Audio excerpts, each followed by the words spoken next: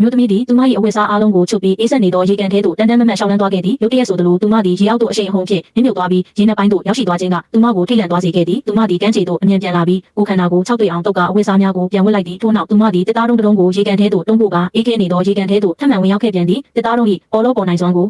အသုံးပြု၍သူမသည်ရေကန်၏အလဲဘိုးသို့တန်းတန်းမတ်မတ်ကူးခတ်သွားခဲ့သည်ခံမှန်းခြေတီနေရာသို့ရောက်ရှိသောအခါသူမသည်အသက်ပြင်းပြင်းရှူပြီးရေကန်၏ကျန်းပင်စီသို့ပြင်းမြန်စွာမိုးရှိုးသွားခဲ့သည်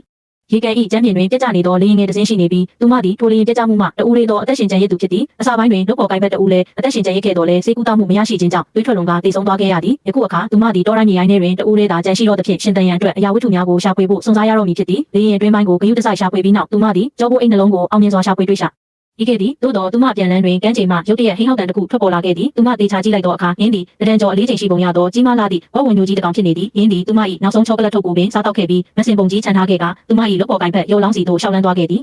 ငင်းကိုမြင်လိုက်ရသောအခါအမျိုးသမီးသည်ချက်ချင်းပင်ဒေါသချောင်းချောင်းထွက်သွားပြီးအတန်ကုန်ဖိကဝက်ဝင်ကြီးကိုချောင်းလန့်မောင်းထုတ်နိုင်ခဲ့သည်အမျိုးသမီးသည်ဝက်ဝင်ကြီးထွက်ခွာသွားသည်ကိုတေချာစေရန်ခဏမျှစောင့်ဆိုင်ပြီးမှကမ်းခြေသို့ပြန်လာခဲ့သည်သူမသည်ကြောပိုးအိတ်ကိုစစ်ဆေးခဲ့ရာလျှက်စစ်ပစ္စည်းများဖြင့်သာပြည့်နေသည်ကိုတွေ့ရှိခဲ့ရသည်အခြားကြောပိုးအိတ်တစ်ခုတွင်အစားအစာများပါဝင်လိမ့်မည်ဟုမျှော်လင့်ခဲ့တော်လဲအင်းမှာငွေစက်ကိုအထုပ်များဖြင့်သာပြည့်နေသည်အတိတ်ကာလကဆိုရင်သူမသည်အလွတ်အဝမ်းသာမိမိဖြစ်တော်လဲယခုအချိန်တွင်မူထုံငွေများသည့်တန်ဖိုးမရှိသောစက်ကူပုံများသာဖြစ်သည်လုပ်ပေါ်ကိုင်ဘက်၏ရုပ်လောင်းကိုကြည့်ရင်ဝက်ဝင်ကြီးပြန်လာစားမိကိုစိုးရိမ်သဖြင့်သူမသည်ရုပ်လောင်းကိုအဝေးသို့အမြန်ဆွဲခေါ်ကာကျင်းတူ၍တင်းကြိုပေးခဲ့သည်ထို့နောက်တွင်သူမသည်အစားအစာနှင့်တောက်သုံးရည်ပြဿနာကိုမိတို့ဖြေရှင်းရမည်ကိုစတင်စဉ်းစားခဲ့သည်ပတ်ဝန်းကျင်တွင်တန်ရှင်းသောရည်များစွာရှိနေတော်လဲအင်းတို့သည်တရိษံညစ်အကြေးများနှင့်ရောနှောနေပြီးအဆိပ်သင့်စေနိုင်သောဘက်တီးရီးယားများဖြင့်ပြည့်နေသည့်ထို့ကြောင့်မတောက်သုံးမီရေကိုကြိုချက်ရန်လိုအပ်တော်လဲထိုနေရာတွင်မိမွေးစရာအရင်းမြစ်မရှိချေသူမစိတ်ပြအားငယ်နေချိန်တွင်ထိုငွေအိတ်ကသူမအားအကြံဉာဏ်တစ်ခုပေးခဲ့သည်သူမသည်ငွေစက်ကူအချို့ကိုယူ၍မြေပြင်ပေါ်တွင်ခင်းကျင်းလိုက်ပြ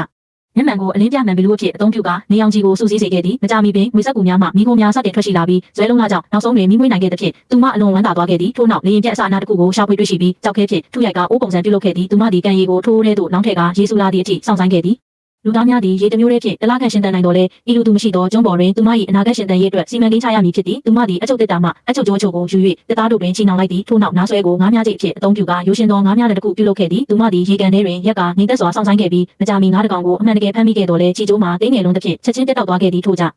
သူမသည်ငါးများချင်းကိုလက်လျှော့ကအစားအစာရှာဖွေရန်တောနက်ထဲသို့ဝင်ရောက်ခဲ့သည်သူမသည်တောတိုင်းတီမျိုးစုံဖြင့်ပြင်းနေသောခြုံပုတ်တစ်ခုကိုတွေ့ရှိခဲ့ပြီးရင်းတို့ကိုအယောင်လိုက်ခွဲခြားခဲ့သည်မိသည့်အသီးကစားသုံးနိုင်သည်ကိုမသေးချတော်လဲစားလောင်လုံးတစ်ဖြင့်အမျိုးအစားတစ်ခုကိုမြည်စမ်းကြည့်ရာအရသာရှိသဖြင့်အငမ်းမရစားသုံးခဲ့သည်သို့သောထိုအသီးများသည်အစိတ်ရှိသောအသီးများဖြစ်ကြောင်းသူမမသိခဲ့ပေညရောက်သောအခါသူမသည်စတင်အံပြီးဝမ်းလျှောလာခဲ့ကခန္ဓာကိုယ်မှာအားနေပြီးနွမ်းလျသွားခဲ့သည်မူးဝင်နေသောအခြေအနေတွင်ဝက်ဝင်ညိုကြီးကိုတတိယမိသဖြင့်အယုံတက်ချိန်တွင်ဝက်ဝင်၏မစင်ဟောင်းကိုရှာဖွေကအင်းတွင်ရှိမကျဉ်ညက်သေးသောအသီးများကိုဂယုတစိုက်စစ်ဆေးခဲ့သည်အယောင်များကိုနှိုင်းယှဉ်ပြီးနောက်အနက်ရောင်သီးများသည်စားသုံးနိုင်သောအသီးများဖြစ်ကြောင်းသူမသိရှိသွားခဲ့သည်ဘေးကင်းစေရန်အတွက်သူမသည်အနေငယ်သာစားသုံးပြီးခန္ဓာကိုယ်၏တုံ့ပြန်မှုကိုငြိမ်သက်စွာလှည့်လျောင်းဆောင်ဆိုင်နေခဲ့သည်